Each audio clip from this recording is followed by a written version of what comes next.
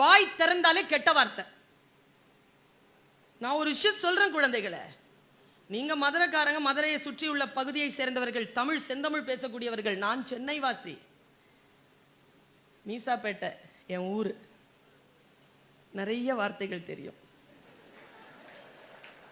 என் தெருவில் சண்டை போட்டா குழாயில் எங்க அம்மா அப்பா அவங்க கூட இருக்கிறாங்களா, அவங்க எல்லாம் தெருவில் சண்டை போடுவாங்க இறங்கி. என் அம்மா சொல்லுவாங்க, ஏய் உள்ள போ, இருமா, சூப்பரா பேசுது அந்த அக்கா, கோர்வையா பேசுதுப்பா.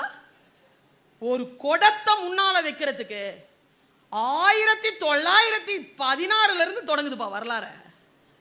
நான் 2016 வரைக்கும் கேட்க 100 வருஷம் வரலாறு பேசுது. உன் பரம்பரை எனக்கு தெரியாதா, உங்க அம்மா அப்பா யாருன்னு தெரியாதா, அவங்கள பெத்தவங்க அப்படி கோர்வையா சொல்ல. எங்க அம்மா மரியாதையா உள்ள போயிடு, இந்த மாதிரி பேச்செல்லாம் கேட்கக்கூடாது, இருமா, சூப்பரா பேசுது அந்த அக்கா, ஏய் போடி உள்ள, தமிழ்மா,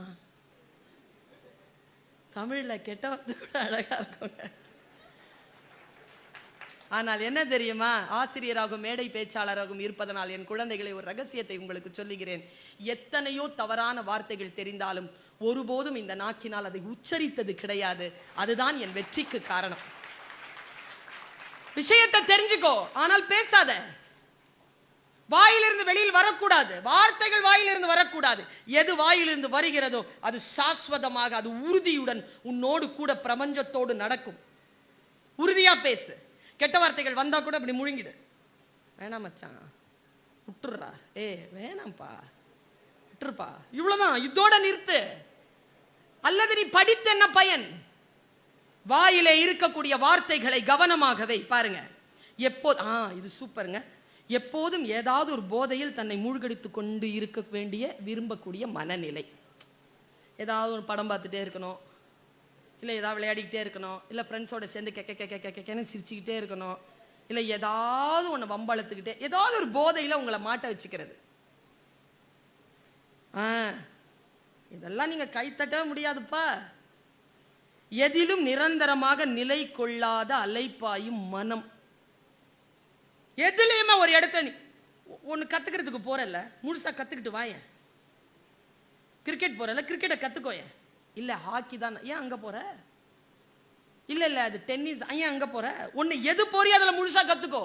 ஒரு இன்ஸ்ட்ருமெண்ட் எடுத்தியா, இன்ஸ்ட்ருமெண்ட்டை ஃபுல்லா கத்துக்கோ. 4 வருஷம் இருக்கு உனக்கு. எதை எடுத்தாலும் அதில் நிரந்தரம் இல்லாத மனநிலை. இது ரொம்ப நல்லா இருக்கு சார். இங்க எப்படின்னு தெரியல, சென்னையில நிறைய உள்ளாடை தெரிய பேண்ட் போட்டு காண்டாமிருக மாதிரி முடி வெட்டி எவரையும் கண்களை பார்த்து பேச முடியாமல் வினோதமாக வெறுத்த பார்வையுடன் நடப்பது.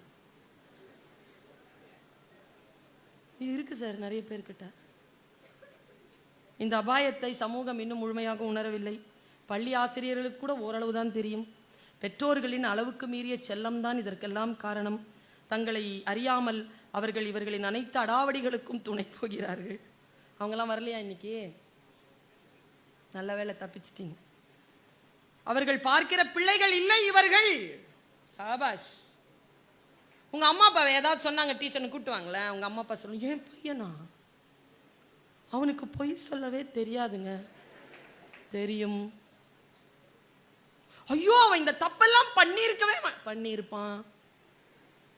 ஐயோ அந்த 4 பேரோடு சேர்ந்துதான் என் பிள்ளை கெட்டு போச்சு. அந்த 4 பேர்ல ஹெட்டே அவன் தான். பள்ளியில் படிக்கிற போது கூட அவர்கள் தங்களை முழுமையாக வெளிப்படுத்துவதில்லை. ஒரு விஷயம் இந்த தாய் சொல்லுகிறேன், என் குழந்தையை கேட்டுக்கொள். இந்த 4 ஆண்டுகள் தான் நீ யார் என்பதனை உனக்கு நீயே அடையாளம் கண்டு கொள்கின்ற வயது. இதை விட்டுட்டு வெளியில போயிட்டு நீ எந்த அடையாளத்தையும் தேடிவிட முடியாது. நீ யார் என்பதனை கண்டுபிடி. நான் ஒரு சவால் கொடுக்கிறேன் உனக்கு. கேம்பஸ் இருக்கு, நீ இந்த சிட்டிலேயே இல்ல தமிழ்நாட்டிலேயே தி பெஸ்ட் காலேஜ்ல படிச்சுட்டு இருக்கிற, A++ நாக்ல அவ்வளவு சீக்கிரமா வாங்கிட முடியாது. தர நிர்ணய குழுவினால் A++ என்ற தகுதி பெற்ற மிக தரமான ஒரு கல்லூரியில படிச்சுட்டு இருக்க. ஆனால் இந்த கல்லூரியில் படிப்பதற்கான சூழல் உனக்கு வாய்க்கின்ற பொழுது நீ அதை எப்படி கைக்கொள்கிறாய்? அந்த வாய்ப்புகளை எப்படி கைக்கொள்ள போகிறாய்? இவர்களுக்கும் இந்த தலைமுறைக்கும் நடுவில் மலையளவு வித்தியாசம். மேற் சொன்னவை ஏதோ ஆண் குழந்தைகளுக்கு மட்டும் இல்லை. பெண் குழந்தைகளுக்கும். காலம் காலமாக மூத்தோர் இளையோர் மீது வைத்திருக்கக்கூடிய குற்றச்சாட்டாக இதை எண்ணிவிடாதீர்கள். கடந்த பல்லாயிரம் ஆண்டுகளில் இப்படி ஒரு ரசனை இல்லாத, சுய சிந்தனையற்ற, சோம்பலும் அலட்சியமும் கொண்ட தலைமுறையை இந்த உலகம் காணவே இல்லை என்று முடிக்கிறான் அவன்.